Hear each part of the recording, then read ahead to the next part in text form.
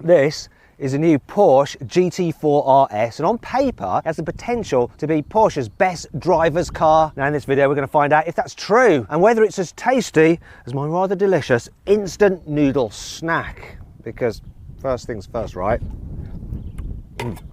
Beef and tomatoes, my favourite flavour.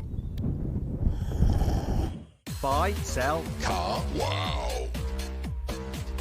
Let's start this video by talking about the engine. So just like the normal GT4, the GT4RS has a flat 6 4-litre naturally aspirated engine. However, it's a completely different engine. You see, the one in the GT4 is the engine from the 911 Turbo, but without the turbos fitted to it. The engine here is the same motorsport derived engine you have in the 911 GT3 Cup cars and the GT3 road car. The result is 500 horsepower, which is actually 10 horsepower less than you get in the 911 GT3. Reason being that in order to fit the engine to this 718, Porsche has to turn it around, and so it needs a longer exhaust, which reduces the power somewhat. However, you still have 80 horsepower more than you get with a normal GT4. Also, torque is up from 420 in the normal GT4 to 450 Newton meters here. The red line's higher as well. This thing revs to 9,000 RPM compared to the 8,000 RPM red line in the normal GT4. Still drives the rear wheels only, and you have a 7-speed dual clutch automatic gearbox with launch control, and you know what that means. Porsche says this car will do 0 to 60 in 3.4 seconds, but what is the reality? Well, I'm going to time it myself using my specialist timing gear up here. I'm going to launch it. Here we go. Oh, struggle with traction. 3.57. What's the quarter mile?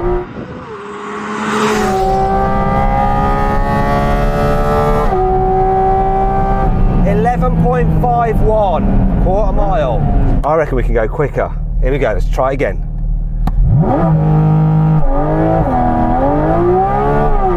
That hooked up better, 3.30. Oh yes, that was better. And a quarter mile time of 11.26. Oh, that's impressive. Now, if you pause the video, we're actually going to put on screen some other times of similar comparable cars to see how they did.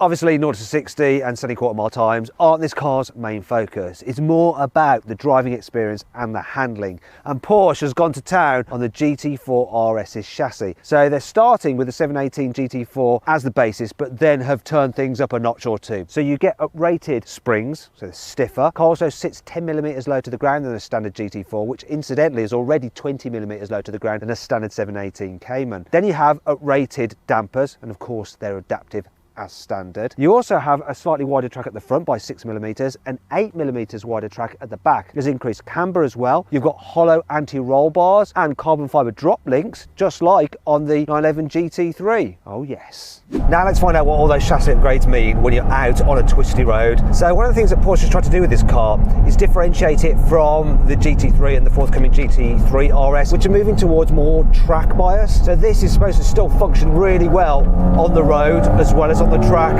So let's try it. So this route I'm doing is just like a country road. So there's undulations, there's odd camber changes, there's bumps. I've got the suspension in its softest setting, which is still firm, but it does go over bumps pretty well because the damping's so good. The brakes as well, they don't feel grabby, these carbon ceramics. Oh. Oh, you can feel it just hook up, and the steering is just so nice. It's just keyed into the road. Love it. And you can feel the car moving about beneath you as you change direction, but it's all very predictable and manageable. Oh, and then there's a throttle response to that engine, and you've got all the revs, of course. I've got the gearbox in its sportiest setting, so real fast changes. Oh, and the stability control, I could see it just kick in a bit there to help me out, but I didn't notice it, apart from the light flickering on the dash. Oh my gosh, you can thrash this on a country road. It's so well set up for it, it really is. It isn't compromised on road. That's good news. The GT4RS isn't only good to drive, it's also good to look at as well. There's some serious upgrades over the normal GT4. So Porsche fitted it with a carbon fiber bonnet. You've got these vents in the bonnet which actually feed air through ducts to cool the brakes. You've got an extended front splitter there with the GT4RS badging on it, and it has these side blades on it as well to smooth airflow down the side of the car. There's also these vents in the front wings to relieve pressure from the wheel arches, reduce lift, and the wings themselves at the front are made out of carbon fibre, and they're specially sculpted to once again aid airflow down the side of the car. Speaking of which, there's an inlet on each side of the car here where you'd normally have the little quarter light, and that's a great location because it means that the air intake is right by your ear hole. More on that later. Moving to the wheels, 20-inch alloys as standard, and look, you've got centre locking nuts with the RS logo on. You can actually upgrade to magnesium wheels, and they'll save you 10 kilograms in unsprung mass, which is good. What's not good though is that they cost £10,000, which means you're paying £1,000 per kilo saved. Yeah, you wouldn't want to curb those, would you?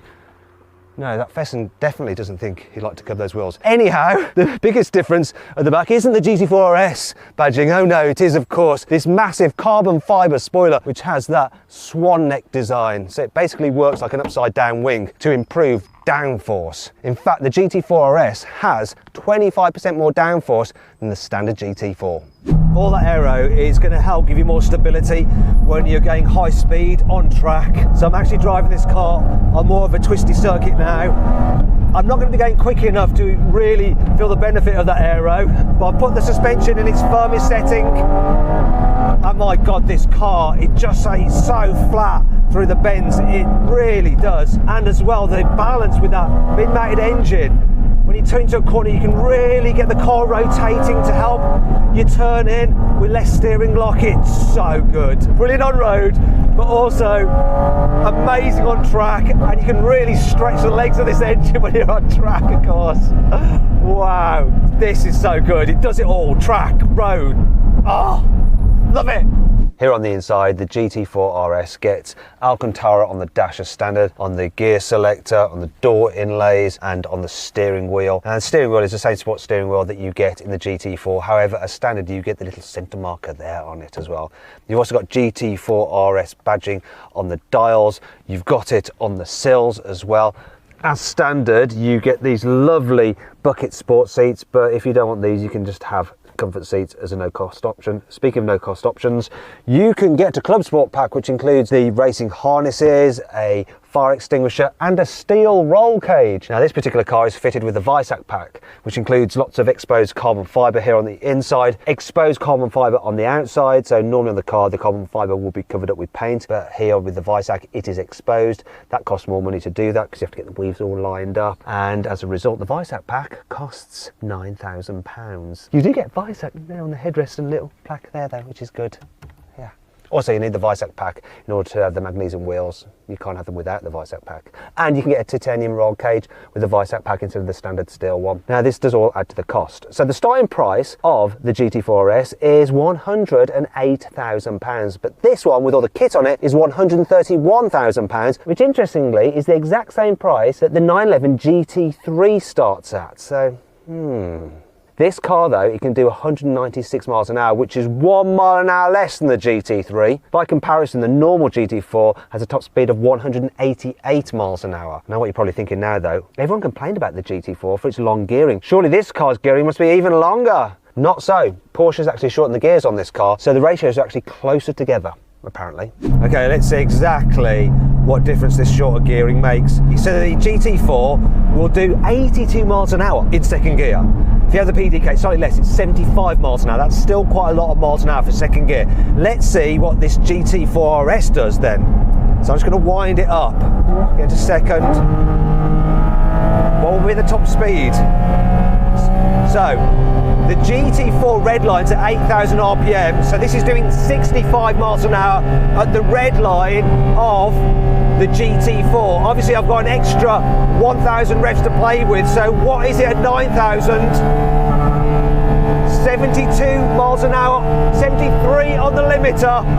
Can you hear me? So, top speed in second gear is 2 miles an hour slower in the GT4RS than the GT4, even though you've got an extra 1,000 RPM red line at 9,000 RPM. How's that for some Carwow science? Well, I'm out here on this mole, it's like a motorway environment. Let's see what this GT4RS is like when you're having to drive on the motorway to, say, get to your favourite bit of road or to a racing circuit. What's it like to live with? So what I'm going to do is reset the trip computer now, and I'm going to drive for 2 miles and get the average economy at 70 miles an hour on the motorway. And while I drive for 2 miles, it's a good time for me to explain what this car is like for just cruising about in. So first of all, I'm going to turn off the exhaust valve, so shut those. Car's instantly noticeably more quiet, less drony, and then it's all right actually. There's a bit of tyre noise, not as bad as a 911 GT3 for tyre noise. The suspension, you can feel it a little bit bouncy because of the firm springs, but the damping's so good that it's not uncomfortable. And the seating position is lush, and I actually quite like these seats. I could do quite a fair distance in them. What will the economy be? It's going to be crippling when you're just cruising around in this car. So in 7th, at 70, I'm doing about 3,000 RPM. Hopefully it's not going to be too bad, the economy. Like, people who are buying this car like, Matt, we don't care about this, mate. We're buying it whatever. A few moments later. Alright, I've done just over 2 miles, and now the average economy is 25 mpg. I will definitely take that. As standard, the GT4RS gets a stainless steel sports exhaust, but if you have the Visac pack, it gets automatically upgraded to this lovely titanium system. So let's have a listen to it. Go on, start the engine. Give it some revs.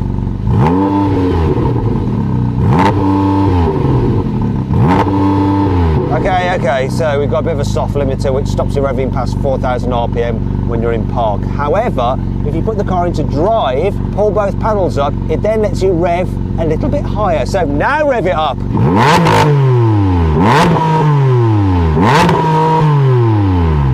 Oh, that's better. Then you can rev to 7,000 RPM, though that's still 2,000 revolutions off the actual red line because of rules.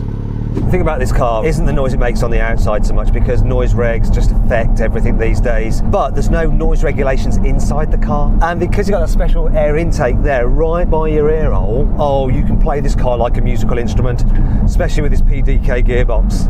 It works so well. Listen to this.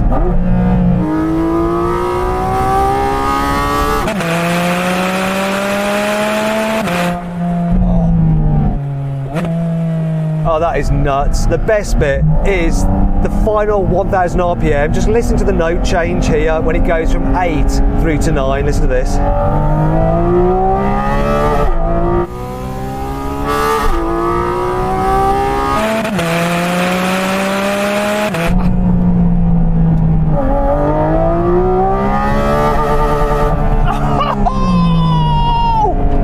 What? Buy this car just merely as a platform for that engine. It's worth the asking price alone, that engine. Ah.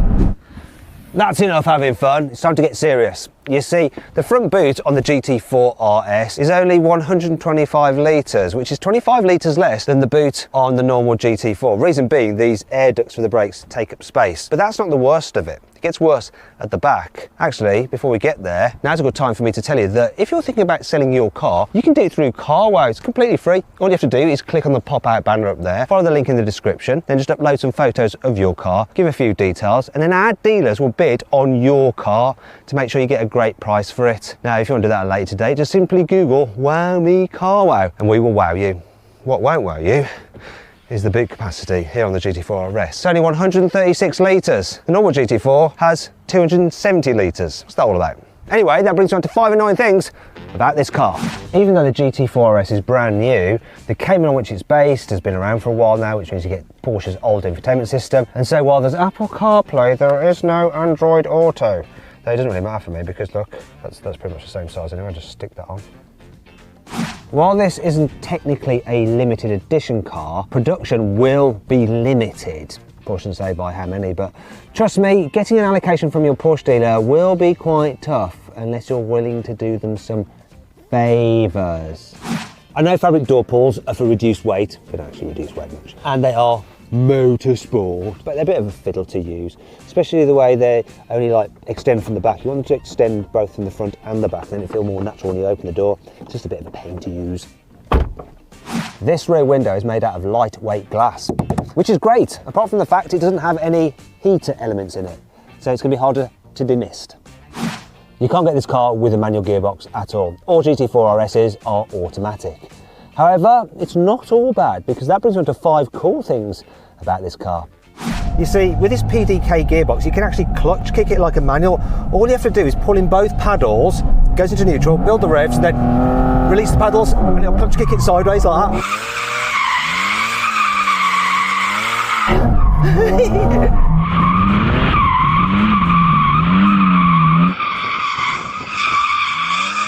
It's so easy to do.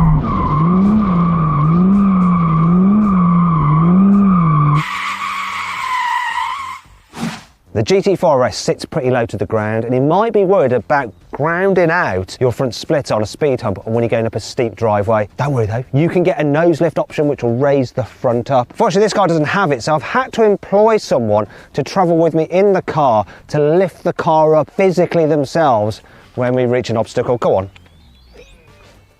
Yeah, it's rubbish. You're fired. This new GT4RS did a lap time of 7 minutes 9 seconds round the Nürburgring, which is 24 seconds quicker than the standard GT4. Oh no, I know what's coming now. Oh. Thanks to all the carbon fibre you get in this car as standard, it weighs 35 kilos less than a GT4, tipping the scales at 1,415 kilos, and that's without taking into account if you fit the carbon ceramic brakes and magnesium wheels, which will reduce the weight even further.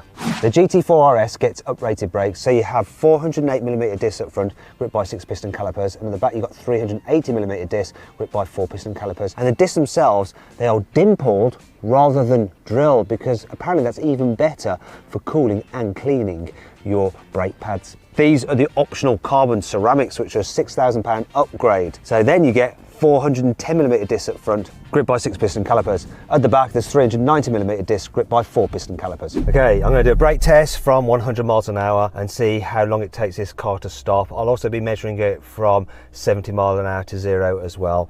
So this car's in kilometres an hour, so about 160 kilometres an hour. I'll go over that though, so that it's recording the braking from 100. Okay, here we go. Full emergency stop now. Oh, right, let's see the distance. Distance from 100, 80 metres, and from 70 miles an hour, it's 39 metres.